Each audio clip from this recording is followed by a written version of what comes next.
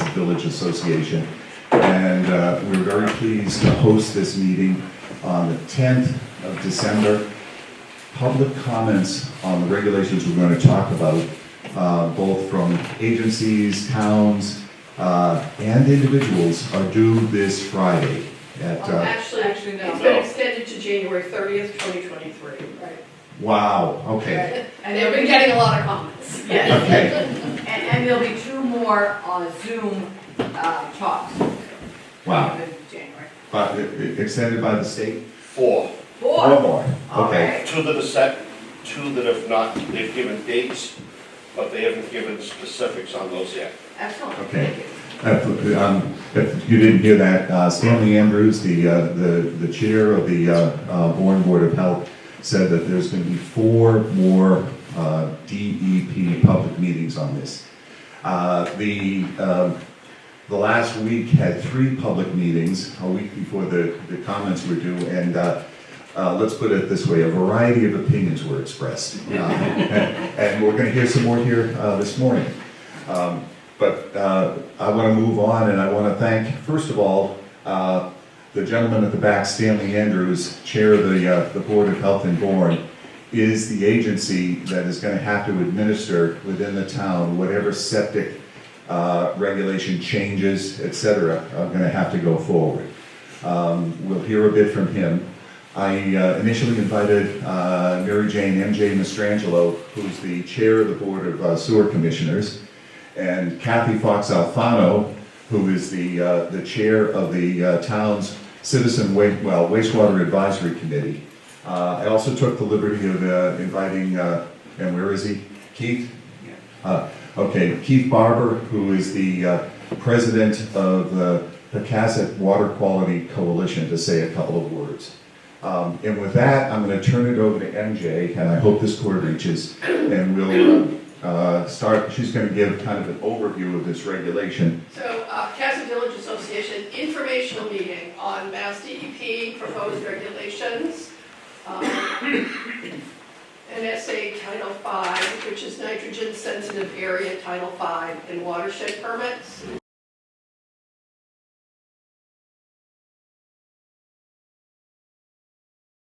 And I'm just going to repeat for the recording that the opinions are my own and do not represent the town of Bourne or any elected or appointed board committee. This slide is the first of the slides for the DEP presentations that were made on November 15th and November 16th. And so a lot of the slides that I'll be showing came from the slides from that presentation, which are posted on the DEP website.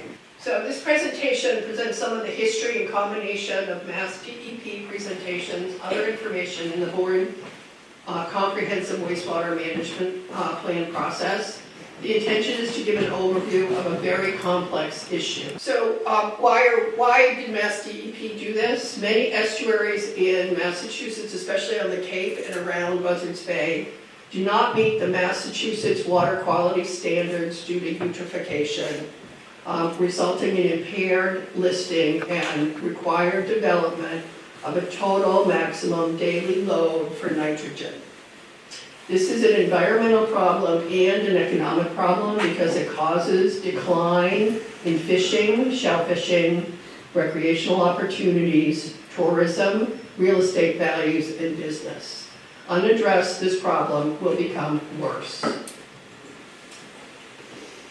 So this is somewhat of a timeline, and why is DEP proposing changes to the Title V regulations? The center part of this slide is what they say. I've added a few things to it. So back in 1978, the EPA required Cape Cod to do the first 208 plan, which was written to address water quality issues. And that plan was done. But after that, a 208 plan requires annual reporting to EPA on what progress is being made. But after that was done, Reagan came into office, and EPA their budget was cut, and they stopped really monitoring those plans. Then in 2001, there was further assessment about nitrogen impacts and the start of the Mass Estuaries Project. which the Mass Estuaries Project was, the state of Massachusetts and DEP created the total, started looking at the estuaries and measuring how much nitrogen each estuary could handle and stay as quality water. In 2015, coastal abatements were shown to be impacted by nitrogen, and there was a settlement of a lawsuit between the Conservation Law Foundation and the Buzzards Bay Coalition, who sued the EPA about the water quality on Cape Cod and the fact that the 208 plan that had been done in 1978 hadn't been followed up with. So this settlement started a new 208 plan, which was done primarily coordinated by the Cape Cod Commission, but it worked with all the different towns to come up with plans about how to address water quality in their estuaries. So in 2017, DEP started a stakeholder group on Title V and groundwater, and they started talking about nitrogen-sensitive areas. And so nitrogen-sensitive areas are places like around Cape Cod and around Buzzards Bay, on the other side of Buzzards Bay as well, where nitrogen had impacted the water. In 2020, the nitrogen-sensitive area subcommittee was formed to discuss nitrogen impacts. Then in 2021, Conservation Law Foundation sued Mass DEP, Barnstable, and Mashpee that not enough had been done about water quality issues and to address the water quality issues. So a lot of towns on the Cape have created plans and have started sewering, but they feel that we're not moving fast enough. So on this map, which is kind of hard to see, but there's various colors shown as like yellow, green, and light green. These are the areas that would be subject to these new Title V regulations. It is not the whole state of Massachusetts, would not be changed. It's only these coastal areas that have nitrogen effects. And Cape Cod is one of them. So one of the things that has come out in the comment period is that some of the towns that are on the other side of the Cape weren't really that well informed about the fact that this was happening and that they would be affected. So the current Title V, what is the proposed regulatory framework? Current Title V regulations define drinking water protection for nitrogen-sensitive areas as Zone 2's interim wellhead protection areas, areas with both on-site septic and non-public drinking water supply wells, and they impose loading restrictions of 440 gallons per day per acre. These provisions are staying the same in the draft regulations. The proposed Title V regulations establish a new designation of natural resource nitrogen-sensitive areas. So natural resource nitrogen-sensitive areas are any watershed to an abatement or sub-abatement that is the subject of a nitrogen total maximum daily load, or TMDL, approved by the US EPA pursuant to the Federal Clean Water Act, and an area-wide water quality management plan pursuant to Section 208 of the Clean Water Act addressing nitrogen pollution. A TMDL is an EPA-approved calculation of the maximum amount of a pollutant allowed to enter a water body so that the water body will meet and continue to meet water quality standards for that particular pollutant. A TMDL determines a pollutant reduction target and allocates load reductions necessary to the sources of the pollutant. Most of the TMDLs that have been done on the Cape focus on nitrogen. Natural Resource Area, NSAs, the second qualification under these rules would be any watershed to an abatement or sub-abatement that is subject of an EPA-approved TMDL, or determined to be nitrogen sensitive by Mass DEP based on scientific evaluation and adopted through a public process involving public notice, including the scientific and regulatory rationale for the designation and a 60-day comment period. So if there is already a TMDL, then that area would be subject immediately to the regulation. If there's not a TMDL, then if DEP established one for that estuary, then it would become immediate after it was established. So on Cape Cod, all Cape Cod communities are subject to the 208 plan approved by the EPA in 2015. There are currently 30 watersheds across Cape Cod with EPA-approved nitrogen TMDLs. So in those 30 watersheds, if this were to come into play, they would be immediately affected by the new regulations. So what does this mean in Bourne for watersheds? There are 7 watersheds in Bourne. And 2 of the watersheds, Finney's Harbor and Megansett-Squatigue Harbor, are determined to have been nitrogen impaired and have a TMDL. So in Finney's Harbor, the total removal goal for nitrogen is 1,706 kilograms of nitrogen per year. In Megansett-Squatigue, the portion of the goal, the responsibility of Bourne, is 564 kilograms of nitrogen per year. That's a shared watershed with Falmouth, so we only have to remove our portion of it. The other nitrogen impaired estuaries in Bourne are Buttermilk Bay, Pocasset Harbor, and Pocasset River. Those are determined to be nitrogen impaired, but they do not have a TMDL. So initially, if these regulations go forward as proposed, they will not immediately be subject to the new regulations. The other 2 estuaries in Bourne are Buzzards Bay, which is not considered to be nitrogen impaired and does not have a TMDL, and the Cape Cod Canal, which is not considered nitrogen impaired and does not have a TMDL. The proposed regulatory framework, NSA designation, requires reduction in nitrogen migrating to impaired estuaries, and option 1 that they're proposing is septic systems serving new construction and existing facilities must incorporate best available nitrogen reducing technology within 5 years of the effective date of the NSA designation. What that means is any septic system in the 2 watersheds, Finney's Harbor or Megansett-Squatigue, that are subject to a TMDL within 5 years of this regulation going into effect would have to replace their septic system with a septic system that treats nitrogen. There is no nitrogen treatment in current Title V systems.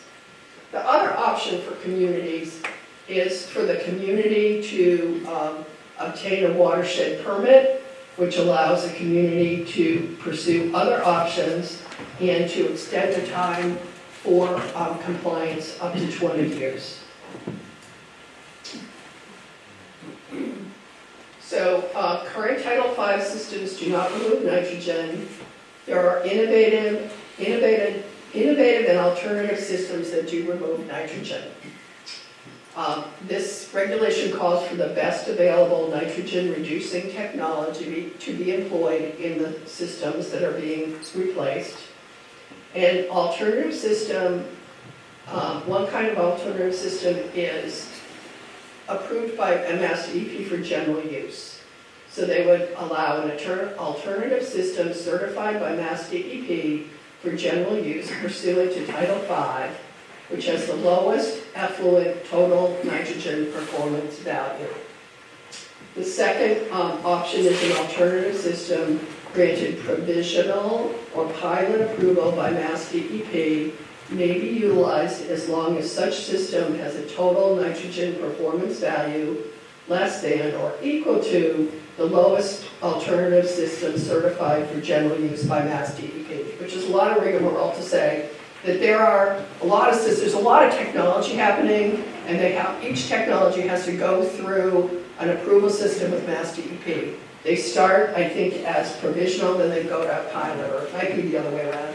And then eventually, after several years of testing, they can be approved as general use. You cannot mandate someone to use a provisional or a pilot system. The Board of Health can only mandate a general use approved. It is the choice of the homeowner to use a pilot or provisional if they decide to do that. It has better technology sometimes, it has better removal of nitrogen, but it can't be mandated, it's the choice of the homeowner. Yeah. I just say, it's not necessarily changing your entire system, they do have retrofits systems, which are much less expensive. So don't get afraid that you have to change your whole system. Nitrogen removal is generally calculated at 28% for general use IA systems. So when we were working on our CWMP in Bourne, all of the calculations that were done for nitrogen removal were done with general use calculations, so it was like 19 milligrams per liter. But some of the other systems there are systems in process out there. So nitrogen removal for provisional or pilot approved systems can be higher and can remove phosphorus as well. For example, the Clean 2 Nitro system is an enhanced system that has provisional approval and is tested with 90 to 95% nitrogen removal. And that's pretty much on the level with a lot of wastewater treatment plants. So the timing for implementing the requirements for natural resource NSAs is a TMDL plus a 208 plan. The NSA effective date will be the regulation promulgation, that's when it's approved. And Bourne has some TMDLs, and we are subject to a 208 plan. The TMDL, scientific evaluation and public process, the effective date would be the date when the estuary is designated. The exemption from the enhanced treatment requirements for natural resource areas is if communities obtain a watershed permit that covers an area that would be subject to new NSA regulations, the Title V NSA requirement to install best available nitrogen reducing technology in 5 years would not apply. If a community submits a notice of intent within 18 months of designation as an NSA, the 5-year installation requirement is tolled. So there has been some discussion of whether DEP really is intending to implement, whether their goal is to have people switch out their septic systems or whether their goal is to have towns enter into a watershed permit. So this is kind of a timeline, which is kind of hard to see, but basically it says, if you're subject to an SSA, you have to either comply with the new regulations if they're approved, or you have to have a watershed permit. So a watershed permit is a 20-year voluntary permit. Instead of the traditional 5-year permit, it's issued to a local government, regional government, multiple local government unit, provides communities the opportunity to deploy a greater range of solutions to address their water quality needs, including alternative or innovative approaches, utilizes an adaptive management approach, requires monitor, evaluation, reporting of results, and modification of the approach as needed, and is based on the watershed management plan, which Bourne is in the middle of working on our comprehensive wastewater management. The watershed management plan is a long-term plan to address an existing water quality impairment to reduce and protect water quality. It's based on comprehensive or targeted watershed management plan. For watersheds with a TMDL, the plan must be designed to achieve compliance with the water quality standards in the TMDL and demonstrate at least 75% pollutant reduction within 20 years. DEP may determine an alternative schedule. It may be appropriate based on watershed issues. It includes thresholds. It includes an implementation plan that the town has to comply with. And the core sewer area and the service areas are prioritized for wastewater collection and treatment after accounting for implementation of the alternative control approaches. It has a contingency plan if you're not meeting your goals, and it's subject to modification, suspension, revocation, and termination. This is a slide that wasn't in their slideshow, but I contacted DEP and asked them to give it to me because it was in their presentation on November 16th, and it was a good comparison of the difference between just doing the septic systems and not having a watershed plan or having a watershed plan. So under requirements for the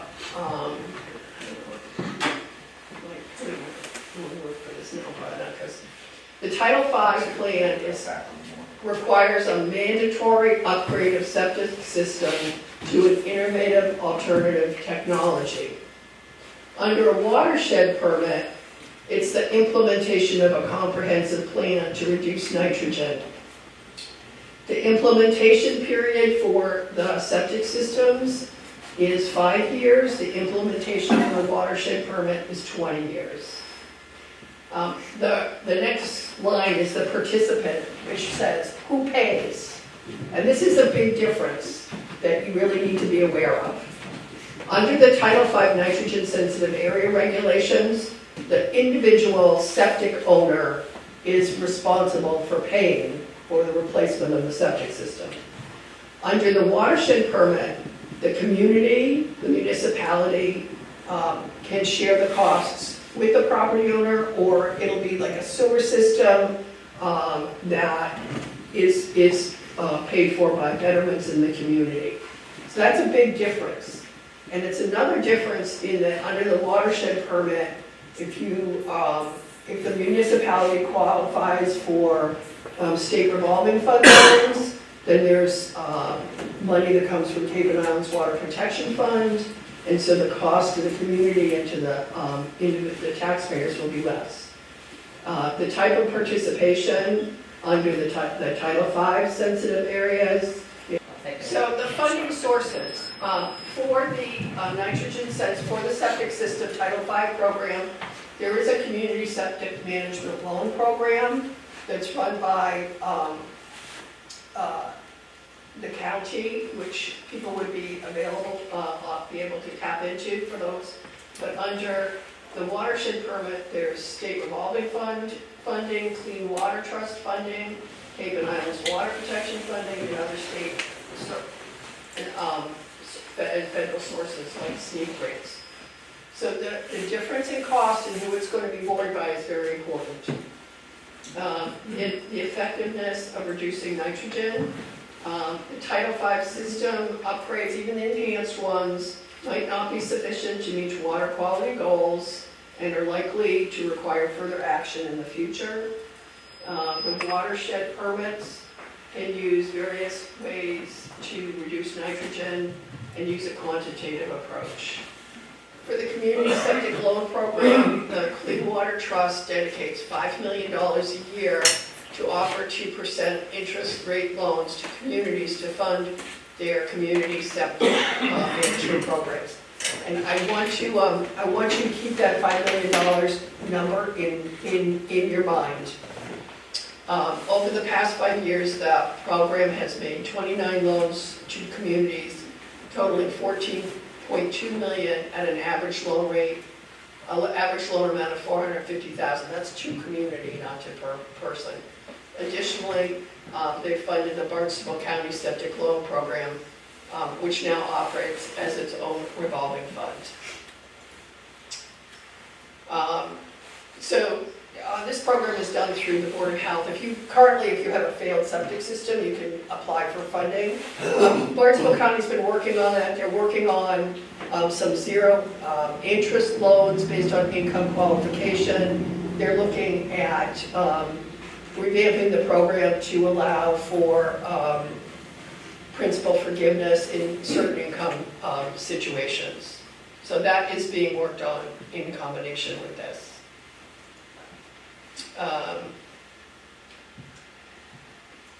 So the interest charged by the community to the homeowner can be used to cover administrative expenses and make new loans, which Barnstable County and others have done. The program at this point, up to now, has had a 5% interest rate. So the Trust and Mass DEP look forward to working with Cape Towns and developing solutions that work for towns and to do so in conjunction with this program. This slide is just the process for the state revolving fund, which is it's just something that the town would do if they were doing a major program. So what does this mean for Bourne? So based on the draft comprehensive wastewater management plan, the plan for Bourne at this point is mostly innovative alternative systems. If a watershed permits are not applied for, the cost will be totally on the individual property owner unless Bourne establishes public funding for a septic revolving fund to help pay for a core portion of the cost. For the 2 watersheds, the upgrades would be required in 5 years. For the 3 watersheds that are nitrogen impaired without a TMDL, it would be required within 5 years of DEP determining the requirements. The cost projections I'm using are $30,000 as an estimated cost for the upgrade. It could be higher, it could be lower. There's some estimates that you can do some retrofit systems for like $15,000, but there are other systems where, in other situations where the cost to the individual homeowner can be as high as $50,000. So I kind of went with the middle ground of $30,000. So this is the Megansett-Squeteague alternative summary. Residential IA general use, and this is the plan that we have currently drafted in our draft plan for Bourne. Residential IA general use on-site system replacement. There are between 285 and 357 parcels in the Megansett-Squeteague area that would need to have their septic systems upgraded. The estimated removal is 504 to 631 kilograms of nitrogen. We're also planning to do stormwater best management practices, which help reduce nitrogen, to provide 219 estimated reduction. So the removal for that watershed is, getting someone here, 723 to 850 kilograms of nitrogen. The requirement for that estuary is 600, so our removal goal is met with the plan to replace these systems. And I can later on show you a map of what that looks like. You're probably not going to be able to see it very well, but all of those maps are on the Town of Bourne website. The draft report is under the Comprehensive Wastewater Management Plan, and there's maps of like which houses would have their systems under our plan. There's lists of addresses in the appendix of which houses, and I happen to be I live in Cantonment, and the Megansett-Squeteague, my house is the last house in the watershed that would have to replace their system, so there's no special treatment here. So here's the calculation though.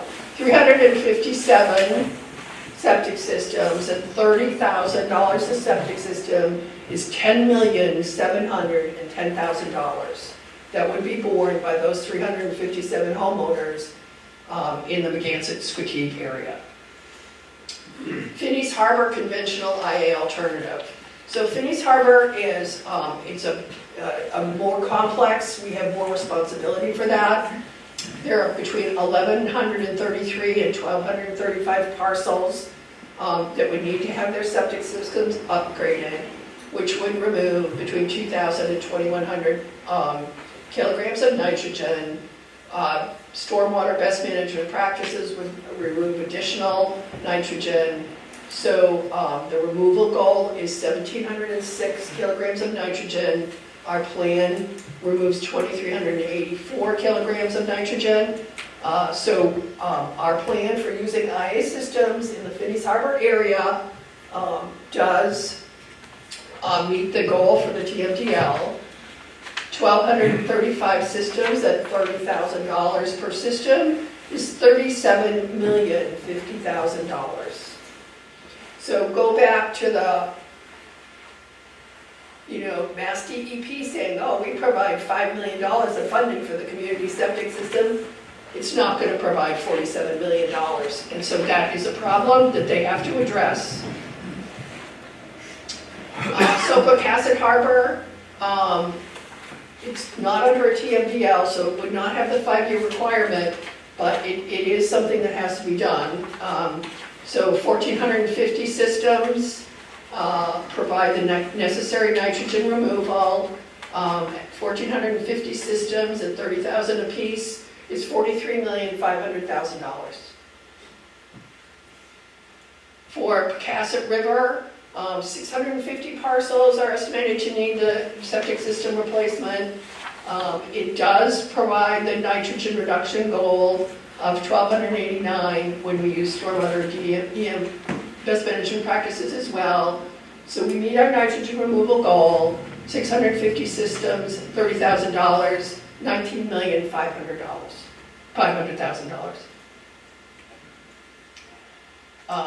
And I chose Buttermilk Bay for the last. So when we did our analysis of whether the alternative systems would meet the nitrogen reduction goal in Buttermilk Bay, the answer was no. So part of the solution in Buttermilk Bay will require sewering in order to meet that nitrogen reduction goal.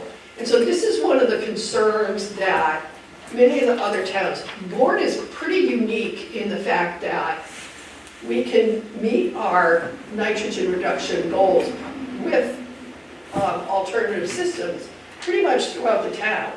And most of the Cape is not like that. Most of the Cape, in order to meet their nitrogen reduction goals, they have to do sewering. And a lot of them have been working on that sewering. So what the concerns of those towns are is that DEP mandates, replacement with IA systems. Down the line, they're still going to have to do sewering, which is going to be a whole nother, millions of dollars spent. So in Buttermilk Bay, I'm not quite sure of these numbers because Buttermilk Bay is a shared watershed with Plymouth, with South Plymouth, and I believe with Wareham as well, because there's a little corner of Buttermilk Bay where Jefferson Shores are. So I don't know that this would all fall in Bourne, but 374 parcels could be done with IA systems, and the sewer alternative would cover 330 parcels. For the 374 IA systems, it's $11,220,000 based on $30,000 a system. I don't have an estimate for the 330 parcels, but in the report it says 125,000 gallons per day, and the wastewater treatment plant that we built in Buzzards Bay for additional sewering cost us $9 million, but we didn't put any infrastructure for lines because it was all using the lines that were already there. It was just providing additional capacity. So that would be an expensive fix as well. So I did this summary slide. The immediate 5-year cost under these regulations for the 2 areas, Megansett, Squatigue, and Phineas Harbor, is an estimated $47,760,000 to be spent in 5 years. And the Pocasset Harbor, Pocasset River, if we go with the IA systems as proposed, estimated $63 million. The Buttermilk Bay is an additional $11,220,000 plus the cost of sewering. So just for the IA systems, we're looking at $121,980,000. So I think, DEP is trying to get action. I think it's unreasonable to think that people in Bourne, homeowners in Bourne, are going to be able to come up with $121 million to individually pay for these systems. So one of the important comments I think for people to make on this is you know, if you want to improve water quality, that's good, but it is unreasonable for DEP to expect that the total cost of this fall on the homeowners. It's an unfunded mandate. We need, in order to make it happen, we're going to need federal and state and community funding so that we can tap into different ways of funding it. So public comment on the draft regulations has been extended to January 30th. My slides provide the information on where you can make public comment and include Title V watershed permit in the subject line. The Board of Health and the Bourne Health Department will be discussing and commenting on the Title V regulations because Title V is under the jurisdiction of the Board of Health. They are the ones that would approve the systems of the homeowners. It's their jurisdiction. They have a meeting scheduled on Monday at 6 p.m. to talk about their comments on the regulations. And there is a Board of Selectmen meeting posted to attend for additional comment. And we actually set these meetings up before we knew the regulation comment period was extended. We thought we were under the gun to comment by Friday. If you're making comments to DEP on the regulations, it is important to advocate for state funding for the upgrade of Title V systems in the NSAs and for additional funding for the community septic loan program in order to reduce principal and interest on community CWMP loans. It is also important to advocate for the Cape and Islands Water Protection Fund subsidy for IA systems installed under the new regulations. These funding sources would reduce the impact of the regulations on individual homeowners. Note that the general use systems have a lower nitrogen removal than many pilot or provisional systems, but that it is the standard in the regulations. So waiting to implement the regulations until there are IA systems approved for general use that remove 90% of nitrogen may be beneficial in the long run. This should be a goal of Mass DEP. And pilot or provisional systems with better nitrogen removal can't be mandated. Only general use systems can be mandated. And any comments encourage Mass DEP to approve better systems, to accelerate their approval process and to get better systems approved. So if they do implement these regulations, we have access to those better systems. MJ, I'm going to hold questions for a bit because I want to hear from Kathy, Stanley, and Keith. And then I'll moderate. Basically what I'd say is ditto. She's did a great job. I would encourage everybody to write to not just DEP, but to our State Senator Sue Moran and State Representative Dave Vieira. Get after them to get money for us as well. I mean, as MJ said, unfunded mandates just don't work. This is way too expensive for individuals. There are people, we went to comment sessions, there are people almost crying because they said, we can't afford this, we'll have to move, which is horrible. Now, we all agree that this has to be done. The ramifications of not doing this is beyond acceptable. But we need the money, and the state has money right now, so let's get after them and get that funding. I just want to add something. So when DEP started talking about this, and I started hearing about this last June at Cape and Islands Municipal Leaders Association, there was like $200 million that was supposed to accompany these regulations, and somehow that $200 million is no longer part of the conversation. So we need that back. Hand the mic carefully to Stanley Andrews again. Stanley Andrews from Head of the Bay in Buzzards Bay. We've been following this for about 6 months. The first fact-finding sheet came out from DEP in July of this year. We had the opportunity to comment at that time, but it was decided here in the town board not to comment. There are a lot of different pieces in the Title V regulation changes that need tweaking. That's why DEP is looking for feedback. So making comments of, it's not financially feasible, put a cost on, a price tag on what that environmental fix is worth. What we should really look at is, what do we have to change in order to have a regulation that accomplishes what we want, but is fair and reasonable. When we talk about funding for Title V systems, it's not a guarantee that if we do a watershed permit, that there'll be funding for that.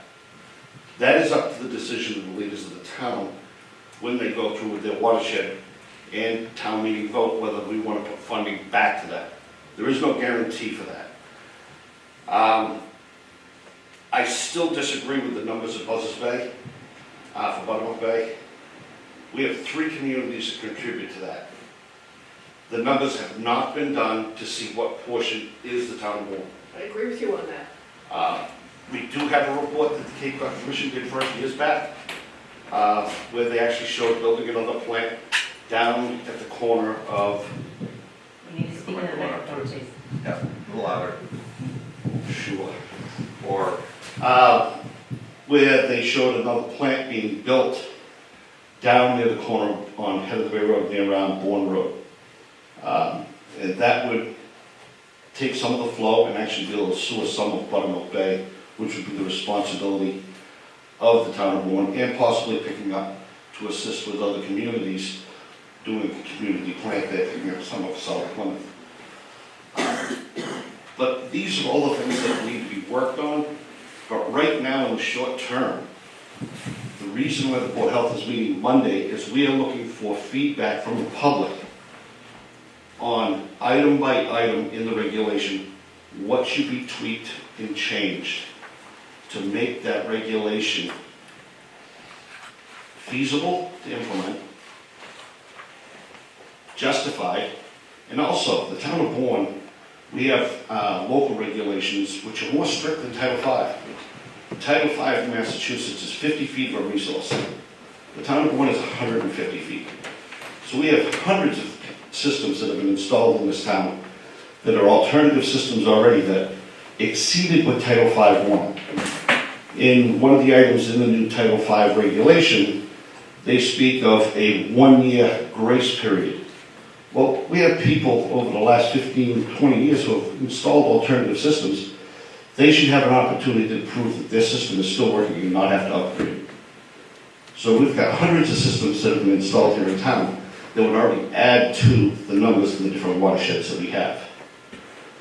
But that is the type of information the board's going to be looking back for on Monday. I'm thankful that DEP has extended the comment period. I did see during some of the sessions that people were looking for extensions to June. I don't believe in kicking that can down the road that far. I would like to see it addressed sooner than later. And let's get the questions out there and the answers for it and the solutions. Thank you. Okay, thank you, Stanley. Keith Barber, if you want to come up and say a couple of words? Yes. While Keith is coming up, just a little research that I did. Suffolk County, the eastern end of Long Island, has given state and county grants to everybody who's been designated having to put in one of these systems, up to $20,000 in free money to them. And then if that isn't enough, they give a $15,000 zero interest loan to make up the difference. The biggest objection I heard from one late resident in our neighborhood is a year-round resident on Long Island is that the IRS was taxing that money. People were complaining that they had to pay taxes on free money. Look at good force in the mouth. Good morning. Keith Barber, Pocasset Water Quality Coalition. I'm also a member of the Bourne Wastewater Advisory Committee with Kathy. But today I'm speaking as a Pocasset resident and Pocasset Water Quality Coalition member. So first of all, thanks everybody for coming and you people on Zoom, because as you heard in the first part of this session, this is wicked important. So we can't ignore this, because for down the road, anybody who has children or grandchildren, this could be a disaster. So, our position is we need to get this done ASAP. So, just go back on a couple of things. So nitrogen is fine in the air. We all breathe it. It's with oxygen and whatever else we're breathing. Nitrogen in the ground, in the water, is terrible. It's very, very damaging. So I have a picture here. We got this picture from the Bourne Historical Society. I got it, Bob. Okay. And this is a picture from the Historical Society, estimated to be in the 1940s. So you can see this is the head of Hen Cove, right near where Circuit Avenue is. One thing you can see that dominates the picture is eelgrass. There's not one blade of eelgrass in Hen Cove right now because nitrogen kills eelgrass. Nitrogen also kills shellfish. So you also may probably notice that from Wabash across to Hill Street, which is the northernmost part of Hen Cove, you cannot shellfish because the water is damaged. So, and this is only gonna get worse. So in the back here, a lot of my information is courtesy of the Buzzards Bay Coalition and from Barnstable Clean Water. So I know you can't see this, but I'm gonna leave it out and people can look at it afterwards. We'll put it up on the website too. Okay. So this is, Buzzards Bay Coalition has a group called the Bay Watchers, and it's about 30 years old now. And the Bay Watchers measure data in Buzzards Bay, all around Buzzards Bay, and the coalition keeps track of it. So this little chart here is 30 years of data from the Bay Watchers. So what I've done is break out a couple of our favorite places here. So at the top, you can see that 30 years ago, can you still hear me? Yes. Yeah, I'm loud. Let me hold the microphone. I'm loud, so I'm okay. So in Hen Cove, 30 years ago, the quality rating was 66. Currently, it says it's 57, but actually it's dropped to 55. If you go, and this is one of the most obvious pieces of data in this whole problem. So in the inner of harbors, so for example, in Pocasset Harbor, Bay Watchers take a reading at the beach at Barlow's Landing, and they also take a reading about half to 2/3 of the way out on Wings Neck. So the inner is the number, for example, in Pocasset Harbor, the inner was 47, it's 50, but they think that's an anomaly. The real number is the outer is 90 to 76. So that's a drop in 30 years. And the inner is always, in all these places, and all this data here, the inner is much, much worse than the outer. Because in the inner, there are more homes. And the homes have septic, and more of us, me, I'm one of them, has retired down here, so I wasn't making a mess before, but I'm here year-round now, and I'm making a mess. So, one of the worst ones, and it doesn't affect us, but as MJ said, this is all of Buzzards Bay, a Coot Cove, which is in Wareham, it's not directly across from maybe Finney's Harbor. So a Coot Cove, in 30 years ago, the inner was 70, now it's 35.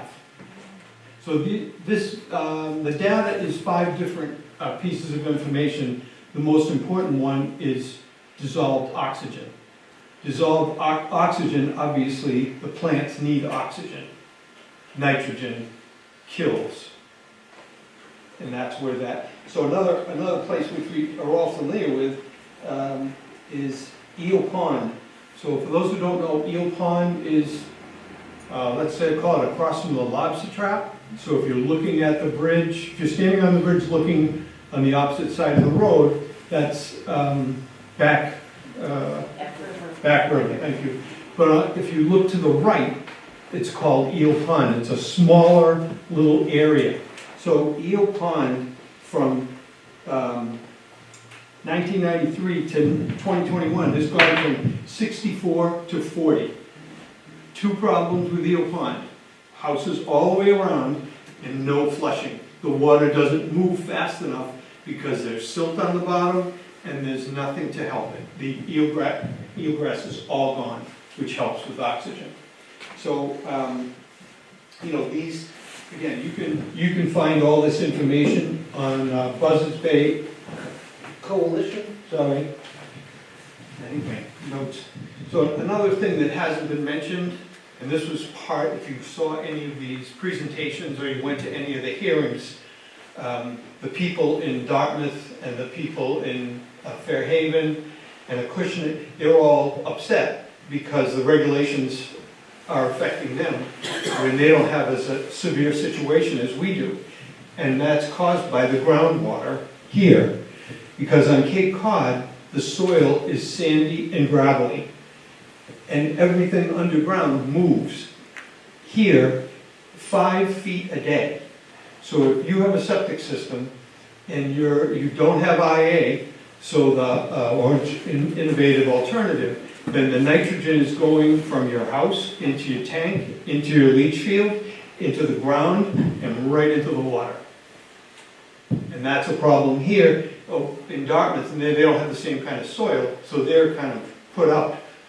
If you went to these hearings, especially the one in Lakeville, half the people at the hearing were from Dartmouth, and they're like crazy wild because they're being forced to do what we need to do with a different situation.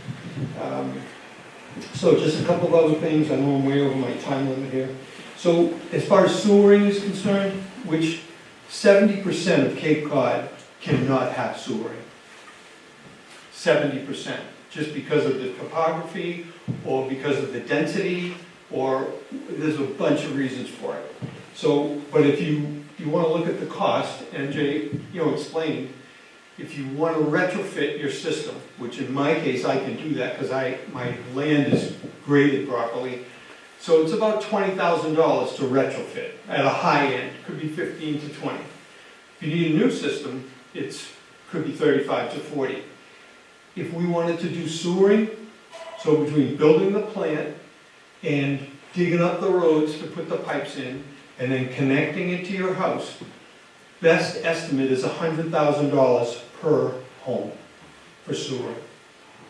So the IA systems are not only much easier to do, doesn't take as long, you don't have to build a treatment plant and do all the road dig up, you can put it into your own property for less, because the town, if we went sewering, then the town has to create a bond, we gotta come up with the money, we gotta raise the taxes. So it's a bad problem for homeowners, but my opinion from research we've done, this is a much bigger disaster if we don't do it. So just a couple of last minute things. First of all, I want to thank the Buzzards Bay Coalition and Barnstable Clean Water for a lot of the data.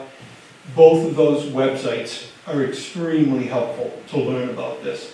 Those two groups have done tons of work. I know we don't like Buzzards Bay because they want to put the treatment plant into the canal, but their data is awesome, except for that, which we all disagree with. Second of all, kind of update, I don't know if MJ's heard about this, but the Buzzards Bay Coalition is in the process of doing the TMDL for Pocasset Harbor, Red Brook Harbor, and Hen Cove. That's a 2-year project. So I just spoke to them recently, and they feel that they'll have it completed by the end of next year. So then it has to go to the state to be approved. But once we have a TMDL, then we're much closer to making something happen in Pocasset Harbor, Red Brook Harbor, and Hen Cove.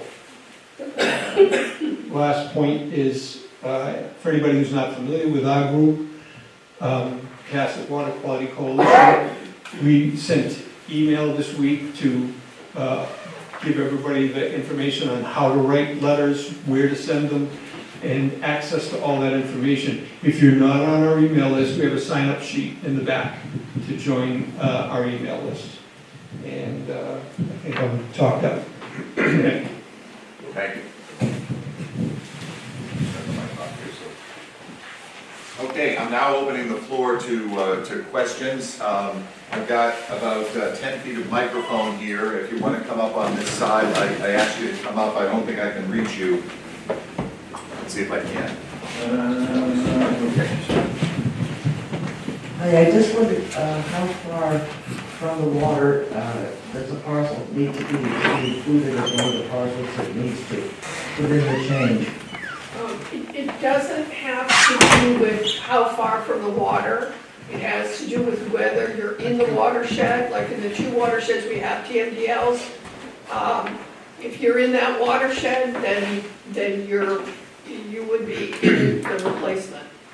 Doesn't matter, they've talked about making it prioritizing people close to the water, but it doesn't matter.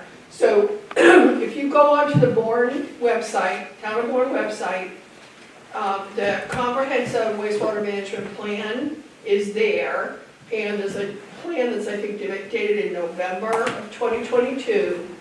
And in the appendix, at the back of the plan, there's all the maps of the maps that show what parcels are affected, and then it's followed by a list of all the parcels in the watershed by alphabetically by the name of the street. So you can kind of figure it out, like from that information. Thank you. You're welcome.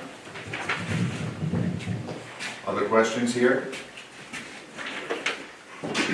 Mary? Come on up here, if you could.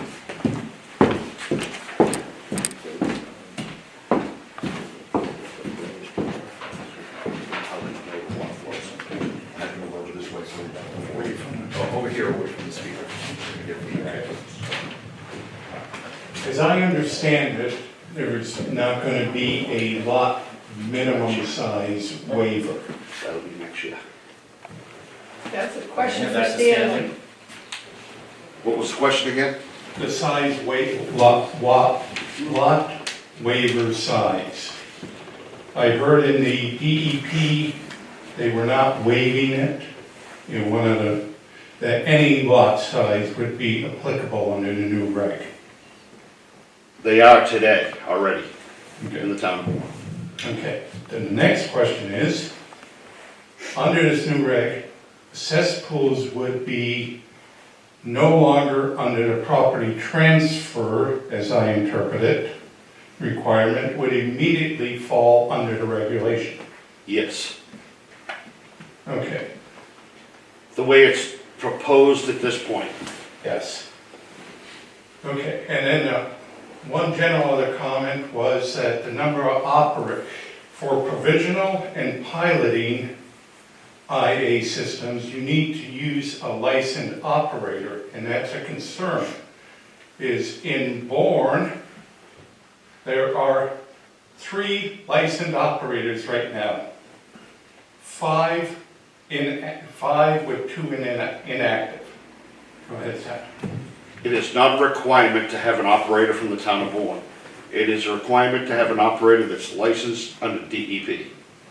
Correct. There are operators that operate in the town of Bourne that come from very far away. They're based in other cities, other communities. Yep. Yeah, good differentiation. These are for the provisional and piloting systems during the performance testing period.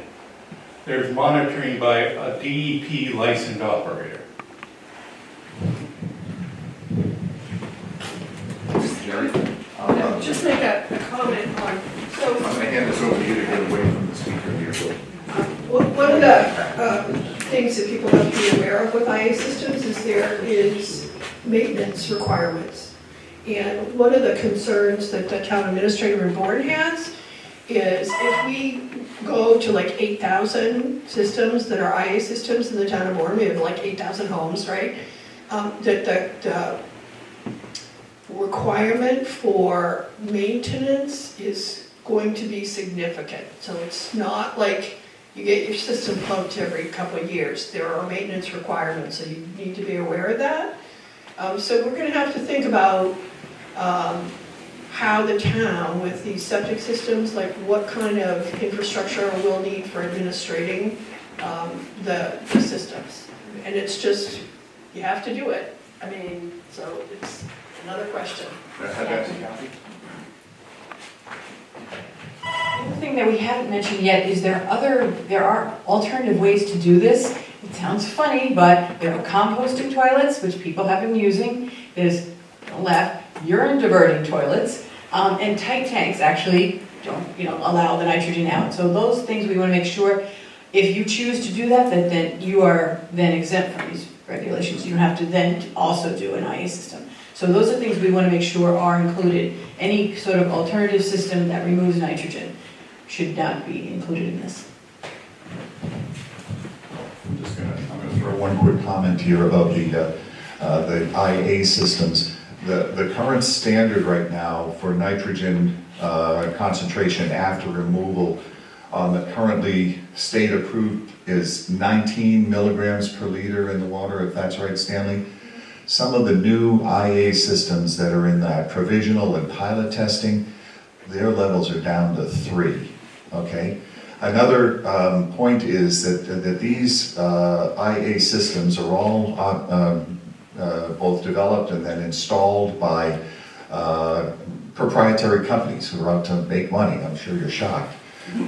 But for some of the people who are in the pilot stage or the provisional stage where they're trying to look for 50 homeowners, there are some programs out there for some of these, I've heard, where people have had a good subsidy to put the thing in for testing, and then basically the developer of the system does the monitoring for 2 years and turns the data over to the state as part of their trying to get up to full approval. And there's probably 10 of these systems that are in various kinds of pilot and provisional stage testing going on around the Cape that are looking for more places to install. So if anybody has a failed septic system right now, it'd be worth talking to one of these companies, because they may be willing, if you've got to go and replace part of the system, they'd be willing to put the nitrogen removing module, for lack of a better term, in there, kind of at their subsidy. Okay, other questions? Anybody else?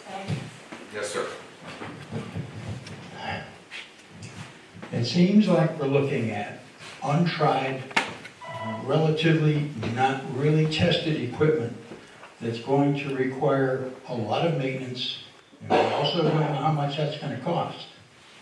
It seems like one alternative has been completely disregarded with what appears to be a shot from the hip quote at $100,000 per family to install a system which is supposedly impossible. I've lived on a boat for 11 years, and it can't be more impossible than that.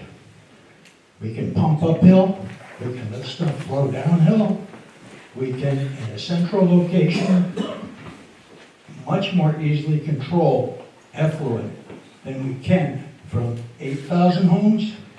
Is that the number you gave me, 8,000 homes? That means 8,000 places we have to look to see whether or not it's working.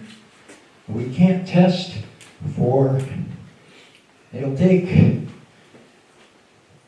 3 years for the effluent that we've already discharged to move a mile. We won't know for 20 years whether or not this has actually worked in the bays. We will see trends, and that's about all. I do not understand why we're not looking at central treatment areas, whether they be municipal or private, in order to accomplish these goals, which are admirable. Thank you. You want to respond? Yes. Come over here. I'm trying to avoid That's okay.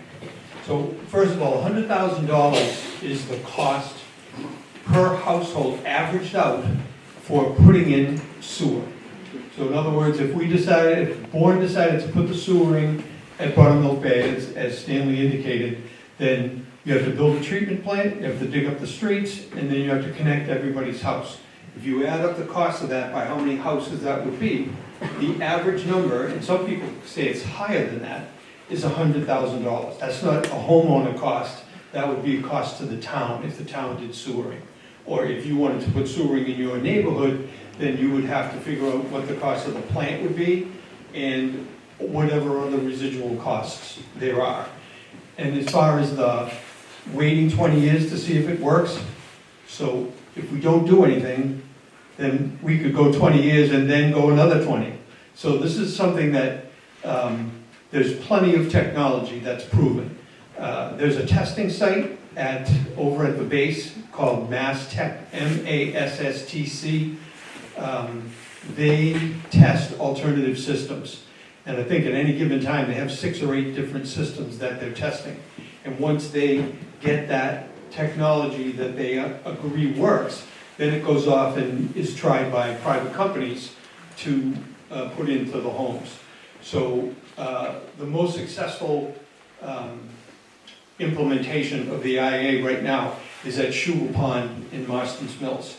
The Barnstable Clean Water Group got a grant from the EPA and they got other money, and their Shule Pond is closed. You can't put your toe into it because it's so bad. So they're installing those systems. I believe they're at 15 or 16, does that make sense? 15 or 16 systems have been installed, and it works. If you go onto Barnstable Clean Water website, search for Shule Pond and read what they've accomplished, you can see that it works. So I understand the 20-year comment, you're absolutely right. But if we don't do anything, that 20 years just keeps moving along. My grandkids will have grandkids by the time it gets done. Go ahead. May I? Sure. As I said before, it's an admirable goal, and I don't have a problem. I do have a problem with looking at averages of sewers in the past and coming up with a projection of 100,000 per household.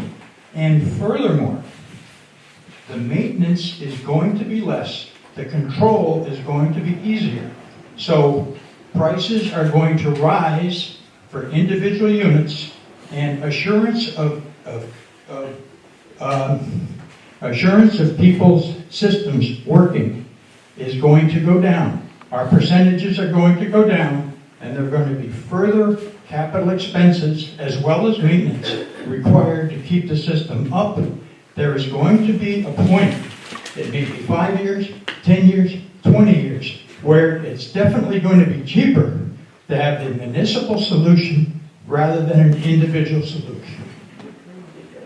Sir, I urge you to, very eloquent, I urge you to write that up and to submit your comments is Mass DEP, it's just DEP point talks, TALKS, at mass.gov.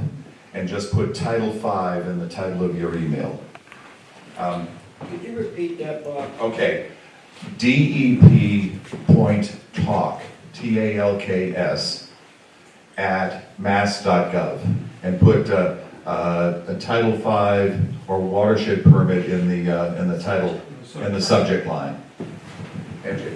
So I just want to clarify where the town of Bourne is in our comprehensive wastewater management plan. So we did a needs analysis, and then we did analysis of different ways that we could address the nitrogen that we needed to address. So that was phase 1, and then phase 2. Next is phase 3, where we look at money, and we look at the issues about maintenance and other things before we come up with a final plan. We're not going to have a final, when we have a final plan, it's going to go to town meeting and it's going to get voted by the people. So we're in the beginning of a process. We haven't made any decisions yet about what we're going to do and how we're going to do it. You need to kind of go through each phase at a time, and there are public hearings that happen in each phase of that comprehensive management plan. Thank you. Other questions? Okay, well, in that case, I'm going to wrap this up. I thank you all for coming. I thank everybody who patiently sat on Zoom. For those of you on Zoom who missed the beginning because you didn't get admitted in time, this is going to be a Zoom recording. And Sue, I think we can get this eventually on our website next week. And also, Sue Barlow is recording this for Bourne Community Television.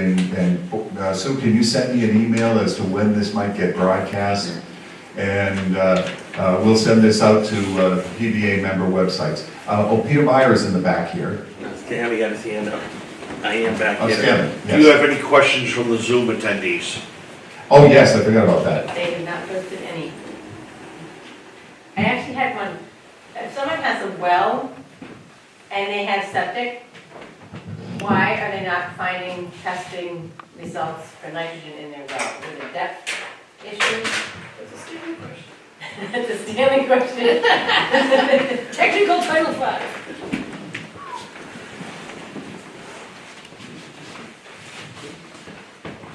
I really can't give you a definitive answer on that. Okay. It would all have to do with the hydrological, hydrology of the site, what direction the flow is. Also, your private wells have to be a minimum of 150 feet from the soil absorption system, so you have dissipation as well. There's a lot of variables Okay. to figure out why that is. I've got a quick answer from my colleagues who worked at what was Mass Military Reservation, and it's still called an MR Superfund site, is that anything that goes on the ground hits this official aquifer. There's underneath the big hill at the top of the base, there's a hill of groundwater, okay? And anybody who has a well is going way down below that surficial aquifer. Anything that gets dumped on the top is gonna flow downhill on top of that towards all of these bays. So what we're looking at is water discharging at the very surface of the groundwater. What you're drinking is water that's pumped from 100, 200, 300 feet down, which is so far not contaminated. I wouldn't say not contaminated. It depends on how far down gradient you are. We did have an incident a year ago where we found PFAS in drinking water wells in which the base came about and paid to have Bourne water connect that into the water system so they no longer had the issue. So it depends on where the effluent is entering, how the aquifer works, what the hydrological flow is, to where it lands still. Older, shallower wells are definitely more at risk than say, deeper modern wells. Thank you. Okay, with that, Well, what kind of maintenance is required by these IA systems? some of these are very simple. The ones I've looked at, a couple of us have looked at, essentially is one extra box that's put on down below your two-chamber septic tank that's filled with limestone and wood chips, okay? And those produce the environment, basically an oxygen-free environment that converts the nitrate in the water, converts it to nitrogen gas. Eventually that stuff has to be replaced. So I don't know how long it lasts, but 5 to 10 years, my guess is what they're saying. Keith, is that about right? So, again, I go back to Shubal Pond, because Bob and I and a bunch of us have been over there a couple times for a tour. So, as I can picture it, in one of the houses, there's kind of a little box that uses hardly any electricity. It sits on the ground, and it records data, and that has to be checked. Depending on the situation, sometimes it has to be checked quarterly, or sometimes it has to, there's different degrees of monitoring. Who monitors that? Well, it has to be monitored by the municipality, right, Stanley? No, that is done by your maintenance contractor. Oh, contractor, that's right. That is not the municipality's responsibility. That's right. So is there a cost for that? Yeah, if you're paying a private person to do it, yes, there is. That's been mentioned here a couple times. The IA systems have monitoring costs, which vary. Again, the Mass DEP people up at the base are working on becoming a monitoring agent that would work for the county, which would reduce the cost. But that's not factual right now. That is only to replace the existing database. That is not to do contractual work and maintenance on facilities. Thanks. Just the provisional and the pilot systems that are being put in now, all of the cost of monitoring is on the contractor until those systems get approved by the state, in which case it turns over to the individual homeowner. That's my understanding. Okay, I want to thank everybody for coming.